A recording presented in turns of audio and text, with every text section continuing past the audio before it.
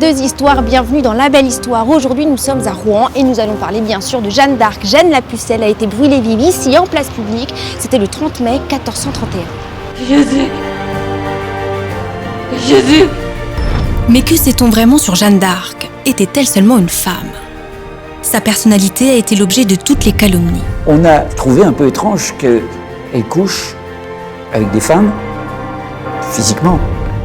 Dans cette émission, nous nous plongerons dans sa cellule les derniers jours avant sa mort. La deuxième histoire de cette émission concerne toujours Rouen, évidemment, et une page fondamentale dans l'histoire de l'humanisme. C'est ici, sur ces quais, que Michel de Montaigne aurait rencontré les premiers Indiens, vers 1550, en pleine Renaissance. Pour eux, les Indiens sortis de leur forêt, arrivant dans des villes construites tout devait être un sujet d'étonnement incroyable. Des sauvages, des cannibales, des bêtes de foire rapportées du Brésil, que l'on considérait à l'époque comme des animaux. Rien que de penser les choses comme ça, c'est extraordinaire. Avec Myriam Bounafa, avec François Reinhardt, Jeanne d'Arc, les derniers jours de sa vie et le mythe ressuscité, Montaigne à la rencontre des cannibales, la belle histoire à Rouen, c'est parti.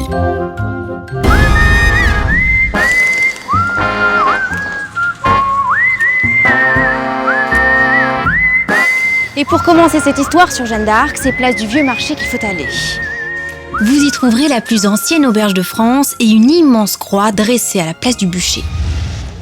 Alors, François, est-ce qu'on est sûr qu'elle a été brûlée ici, Jeanne d'Arc? Alors aujourd'hui, on est tout à fait sûr. Pendant très longtemps, on a cru que c'était une autre petite place qui est à côté, qu'on ne voit pas d'ici, qui s'appelle parce qu'il y avait une fontaine qu'on appelait Fontaine de la Pucelle. Donc quand on a commencé à s'intéresser à Jeanne d'Arc au 19e siècle, on s'est dit ah, Fontaine de la Pucelle, c'est là. C'est là-bas. Puis cette fontaine a été détruite par les bombardements en 1944. Il y a eu d'autres recherches qui ont été faites et on s'est rendu compte, on sait maintenant que c'est ici que ça s'est passé. Mais elle a été dressée pile à l'endroit où elle a été volée? En tout cas, c'est sur cet emplacement-là, ça c'est sûr.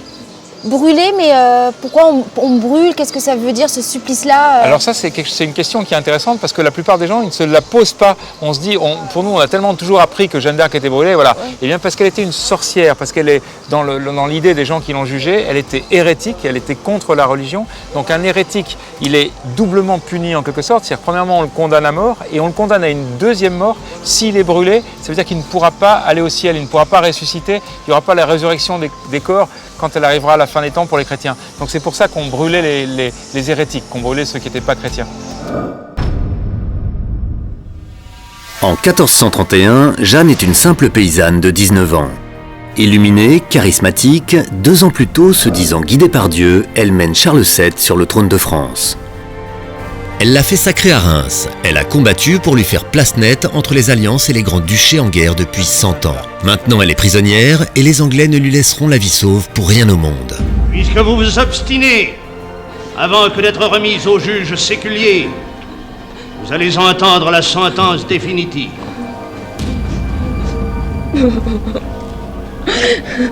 Le bûcher, c'est un poteau. On a construit une estrade recouverte de plâtre sur lequel on a mis ce poteau, de façon qu'elle soit à hauteur et visible par tout le monde.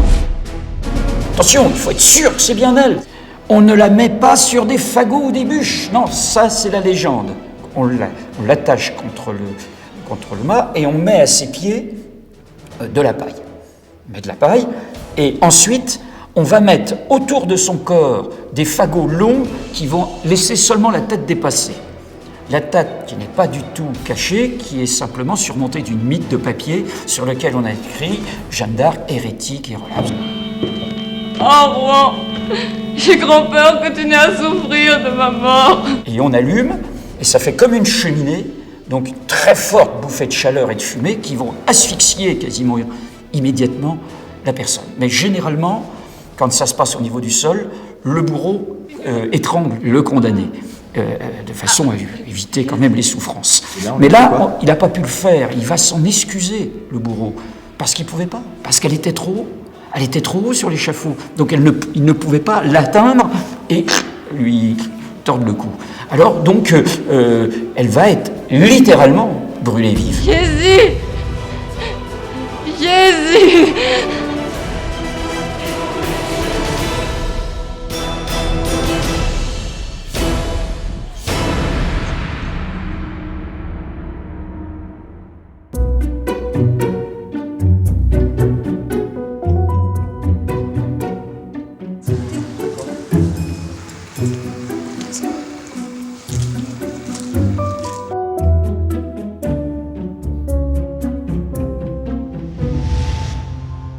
Moi, il y a juste une chose que je comprends pas, c'est qu'on est à Rouen, on est en territoire français, elle est brûlée par des Anglais.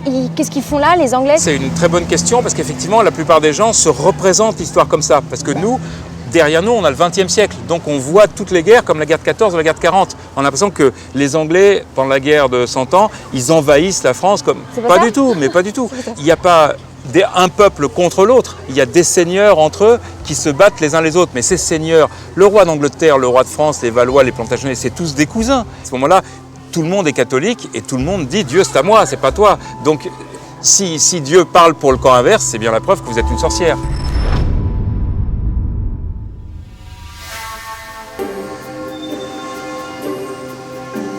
Tous sont catholiques et se revendiquent de Dieu.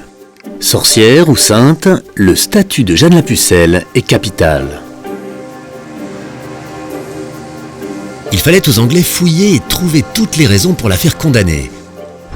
La religion est intraitable sur le plan sexuel, mais que sait-on vraiment de la sexualité de Jeanne d'Arc? C'était pas de bon ton à l'époque d'aborder ces questions-là, et en particulier, on va trouver un peu étrange qu'elle couche avec des femmes, physiquement, et que surtout elle choisisse des jeunes. Pourtant, on a un témoignage d'une de ces jeunes femmes qui va l'accueillir dans son lit, mais ça se faisait tout le temps, ça. Hein. On accueillait les gens, parce qu'il n'y a pas de chauffage central, donc ça tenait chaud, qui va dire qu'elle était tout à fait nickel de ce côté-là, qu'elle n'a absolument eu aucune attitude érotique, équivoque ou quoi que ce soit. À cette époque-là, être homosexuel, c'est revendiqué, c'est grave. Bah voilà, l'exemple même de choses qui ne correspondent pas au commandement de Dieu. Dieu a créé l'homme et la femme différents pour qu'ils vivent ensemble. On appelait ça les bougres à l'époque, les homosexuels. C'était le bûcher. Hein. Rien que pour ça, elle aurait pu être brûlée. Non, parce qu'on ne l'a pas accusé de ça. Non, jamais dans les procès, on ne l'accuse pas de ça. On l'accuse plein de choses, mais pas de ça. Hein, vous voyez, d'ailleurs, on va constater sa virginité, d'ailleurs, 2 fois. Une fois à Poitiers ou à Chinon, et une fois ici, dans le château, dans la tour où nous allons aller. C'est des hommes ou des femmes qui s'en occupent de ça? Ah, c'est les femmes, toujours. La première fois, c'est Yolande d'Aragon, la belle-mère de Charles VII.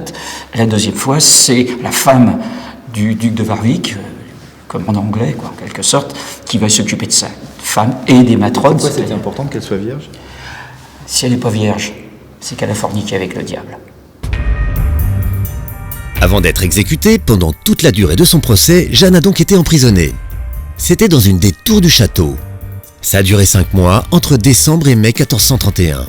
5 mois dans une cellule, enchaînée, entourée de soldats anglais. Les soubassements de cette tour existent encore. Vous les trouverez sous un immeuble d'habitation au centre de rue Jeanne d'Arc, au cœur de Rouen. C'est ça qui est extraordinaire. Les caves de l'histoire. Bah ouais, mais Les bas-fonds. moi je vois pas de cellule, hein. Est-ce que tu vois une jeune femme habillée en homme? Je crois que je vois une pucelle. J'avais une vue superbe sur la base de la tour. Oui. La base de la tour de Ah, la non, Pucelle. on a un peu moins d'une dizaine de mètres de haut. Ah, mais là on n'est pas dans la cellule, là. Ah, on n'est pas Non, dedans, elle est- on est juste à l'extérieur ici. On est plus exactement dans la tour du château, puisque l'on a ici un morceau du mur du château. Vous voyez, le mur qui limitait de par les champs. De l'autre côté, c'était la campagne. Et là où nous sommes, c'était la cour du château. Hein, vous voyez la base du mur avec la pierre. Ça, c'est l'extérieur de la tour. Hein. L'intérieur devait avoir un appareil, c'est-à-dire des pierres à peu près identiques. Ça devait être des murs comme ça, et je ne pense pas qu'il y ait eu beaucoup de décoration, donc ça doit être assez similaire à ce qu'il y avait donc, à l'époque de Jeanne d'Arc, voilà, sur ce mur.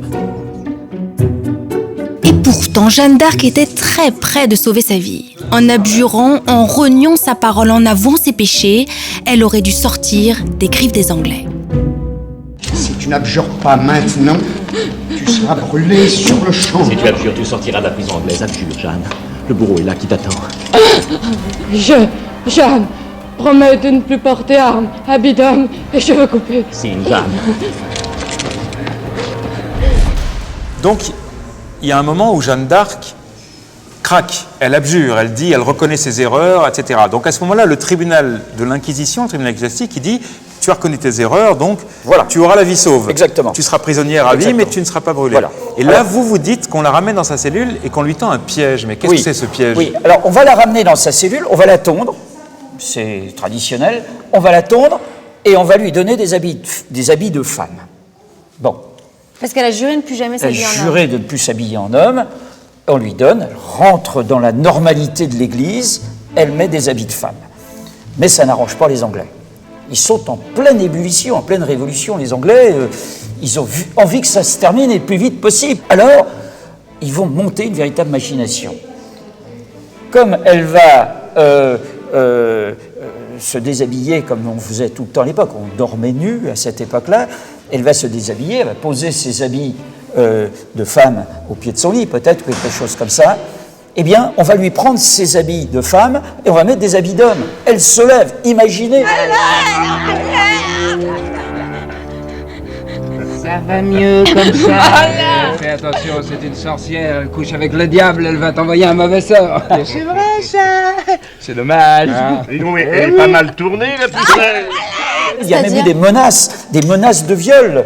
Ah oui, les fanfarons en disant « Qu'on me la porte, vous allez voir ce que je vais en faire, moi, de la pucelle. Elle va pas le rester très longtemps. » Jacques, je me mets à sa place. Je suis nue, ok, je me réveille. Mais je sais une chose, c'est que si j'enfile ses vêtements, je signe mon arrêt de mort. C'est fini, il n'y a plus rien à faire, elle ne peut plus se défendre. Ah, c'est fini. Parce que l'Église veut bien pardonner une fois, mais pas deux. Ah, c'est irrémissible. Pourquoi avez-vous repris votre habit d'homme? Je l'ai repris parce que les Anglais m'ont fait ou fait faire beaucoup de tort et de violence quand j'étais en habit de femme. Je ne suis pas en sûreté dans ma prison. Cette nuit, 1000 Anglais a tenté de me forcer. Ceci entendu, il ne nous reste plus qu'à conclure selon le droit et la raison. Vous êtes hérétique, obstiné et rechu. Vous serez appelé à comparaître en personne à 8h du matin, place du Vieux Marché à Rouen, pour y être déclaré par nous relapse, excommunié et hérétique. Donc, on va venir la chercher et on va la sortir de sa cellule, on va l'emmener dans la cour de la prison, on va la faire monter sur une charrette, tout ça escorté de toute une armée anglaise pratiquement, et on va l'emmener sur la place du Vieux Marché où aura lieu l'exécution.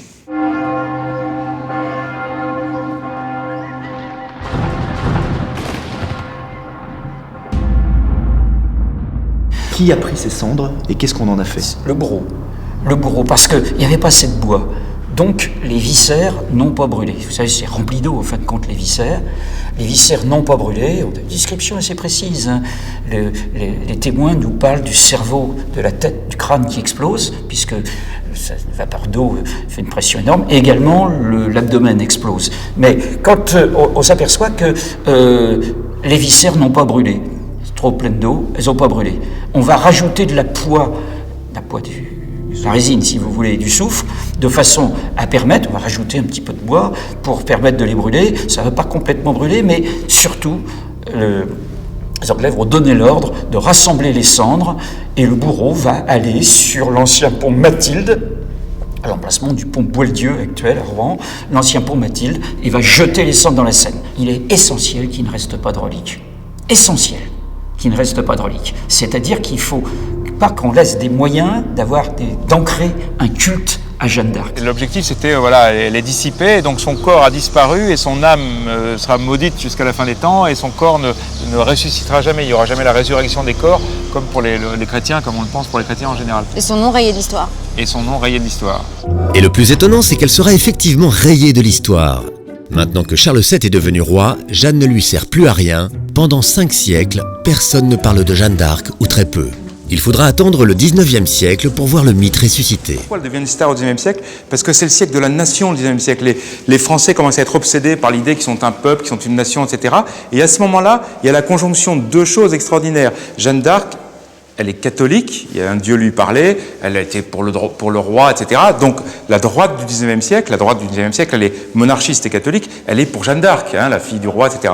Sauf que de l'autre côté, il y a la gauche. La gauche, au 19e siècle, en histoire, elle est représentée par Michelet, c'est le grand historien du 19e siècle, il est républicain, et lui, il adore Jeanne d'Arc. Pourquoi il l'adore? Parce que c'est une fille du peuple, c'est la petite bergère. Qui a défait les Anglais et puis qui n'a pas eu besoin du roi, quoi. Exactement, c'est la petite bergère qui a aidé le roi. Donc pour l'idée dans l'idée de Michelet, c'est de dire, vous voyez, ces rois, c'est des gros nuls, s'il n'y a pas une fille du peuple, voilà. Donc, la gauche adore la fille du peuple, la droite adore la catholique, les deux adorent, tout le monde adore Jeanne d'Arc, et Jeanne d'Arc devient une star. Et après, elle continue à inspirer plus de mouvements encore. Depuis, voilà, elle est devenue, alors, avec ce gros problème de la fin du XXe siècle, où là, elle est récupérée par le Front National, c'est-à-dire que le Front National, ils disent, on est le courant de la patrie, donc Jeanne d'Arc, elle a défendu la patrie, donc c'est pour nous.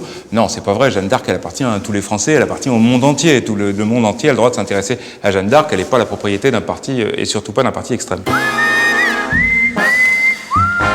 Oui, Huckleberry Finn, c'est son copain, c'est ça? Il me semble que...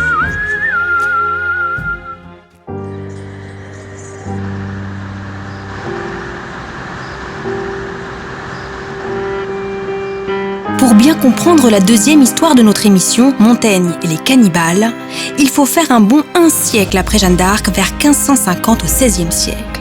Le Nouveau Monde commence à livrer ses richesses. Rouen, très longtemps, a été la première façade maritime du pays. Le premier port de France a donc été un port fluvial. La draperie rouennaise était exportée dans le monde entier. Il fallait donc énormément de colorants, et le colorant, au XVIe siècle, on le fabriquait à partir du bois rouge, rapporté de l'autre côté de la mer, le bois de braise, Brésil. Dans les soutes des navires armateurs, il y avait aussi des Indiens, les premiers à avoir posé les pieds ici, à Rouen. La preuve de leur présence à Rouen se trouverait dans la Sainte-Chapelle de la cathédrale. Anne Cuvelier est une guide conférencière qui connaît bien la cathédrale. L'une des premières questions qu'on se pose, c'est est-ce qu'il y a eu des Indiens à Rouen? Est-ce qu'on a des preuves, des traces de leur présence ici?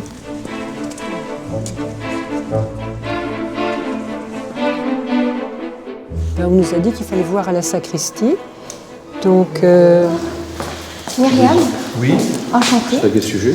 On mène l'enquête pour trouver des traces de représentation d'Indiens du Brésil, a priori. 2 têtes de Brésiliens sur le tombeau de Georges d'Amboise. Bonjour monsieur. Et alors, vous voudriez y aller? Oui, si c'était possible. Georges d'Amboise, cardinal et archevêque de Rouen en 1498, c'est sur son tombeau en marbre qu'il y aurait donc des Indiens sculptés. Voilà, ça c'est le tombeau des Amboises. Donc, les Brésiliens, ils pourraient être donc soit sur des montants de côté, soit en petits motifs en bas, mais là, bon, il y a lion, bélier, des visages, des têtes de mort, des singes.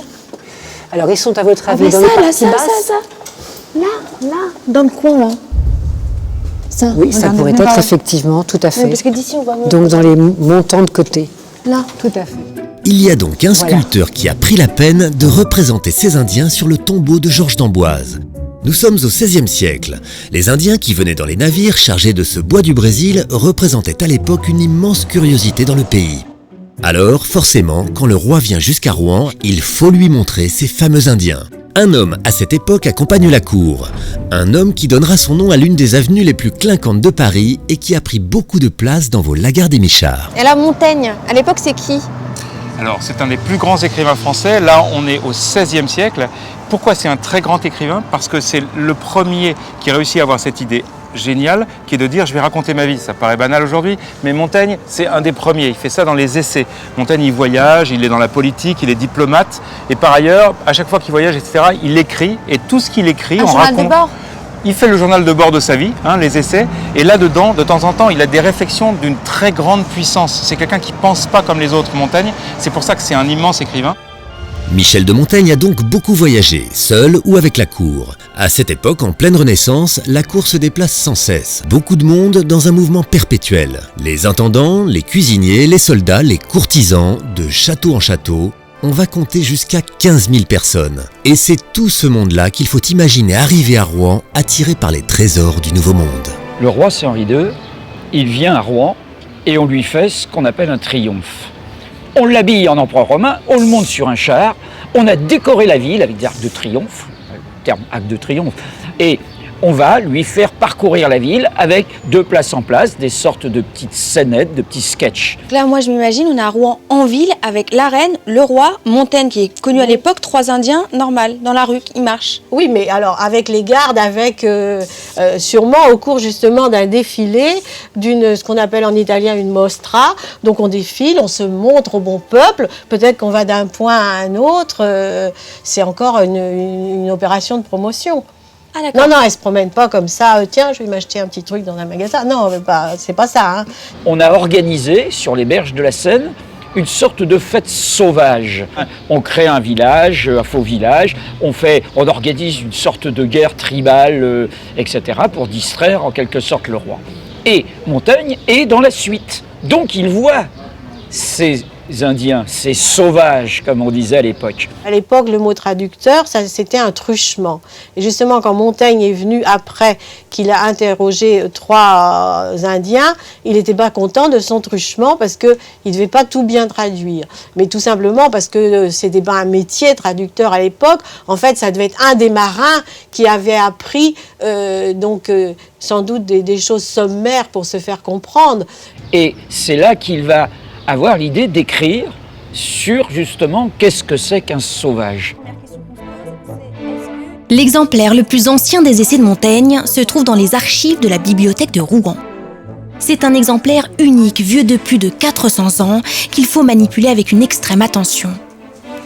Le chapitre des cannibales, c'est 4 pages sur les 800 que comptent les essais de Montaigne, mais 500 ans plus tard, les élèves d'aujourd'hui les révisent pour le bac. À l'époque, les Indiens sont considérés comme des animaux. Montaigne va les approcher, communiquer, essayer de les comprendre. 4 petites pages, mais un pas immense dans l'histoire de l'humanisme. Là, on est sur le chapitre des cannibales. C'est quoi le passage majeur, celui qui résume en fait la pensée de Montaigne? Alors, je vais chercher. Moi aussi, je vais chercher. C'est un petit peu long. Il y a la 3G ici. La modernité n'a pas que des inconvénients. Cherchez, Simone. Simone, j'ai gagné. Bon, je elle a le droit de revenir la semaine prochaine. Alors, c'est à vous de m'expliquer parce que c'est pas dit que je vais comprendre. Or, je trouve, pour revenir à mon propos, qu'il n'y a rien de barbare et de sauvage dans cette nation, sinon que chacun appelle barbarie ce qui n'est pas de son usage. Voilà. Donc c'était bien ça. Montaigne disait qu'il fallait observer et comprendre et non pas condamner sans essayer de comprendre.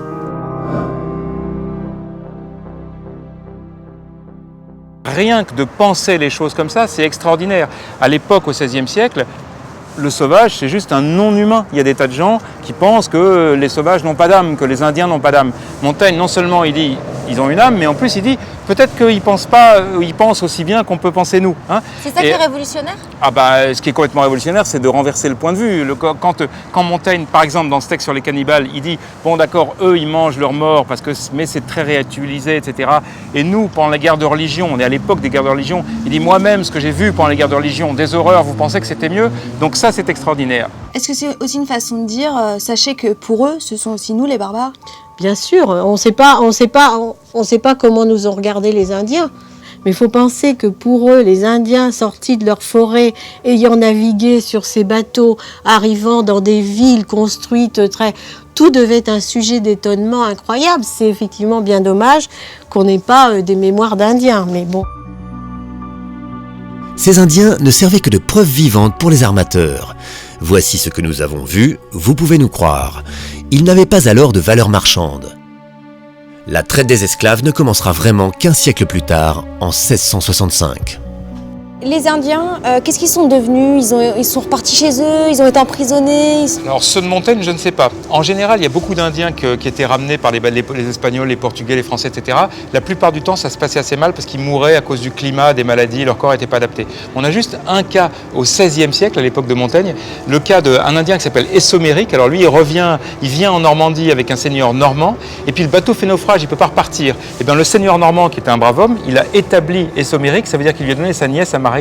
Et je crois qu'ils ont eu, ils se marièrent et ils auront beaucoup d'enfants, peut-être 15 ou 20. Et il y a eu longtemps des descendants des Essoméric. On sait que le dernier, c'était un curé, et c'était 150 ans plus tard. Voilà, le dernier fils d'un chef indien en Normandie. premier vrai couple mixte de l'histoire de France? Le premier, je crois pas, mais un grand couple mixte dans l'histoire de France, en tout cas, ça c'est sûr. À travers Montaigne et Jeanne d'Arc, la ville a été le théâtre de transformations majeures. Une jeune fille brûlée vive fait naître un embryon de sentiment national. Sans elle, qui sait si la France ou l'Angleterre ne ferait pas un seul et beau pays.